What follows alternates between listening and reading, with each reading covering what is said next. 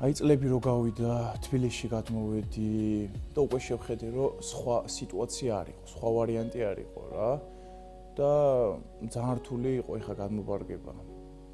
ჩემი 14 წლის იყო, მაშინ მე 13-ის და ბებია გამოყვა და ახალი ქალაქი, ახალი სკოლა, ახალი მეგობრები, ახალი ბავშვები და წყალბურთი იყო ერთადერთი რა ამ ჩემ ცხოვრებაში, რაც აი ნეიტრალიტეტს მიჭერდა რა. და რაზეც თავს აი ლაღად ბედნიერად გრძნობდი რა. და აი ყველა იყო თანასწორი წყალში. სპორტული ოჯახი მყავს. ბაბუა მოჭიდავე იყო. მამა ჩემი წყალბურთს თამაშობდა გარკვეული პერიოდი ბავშვობაში.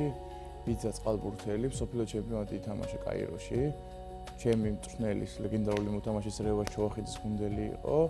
ბიძაშვილი წყალბურთელი რა, ძმა ასევე კალათბურთელი.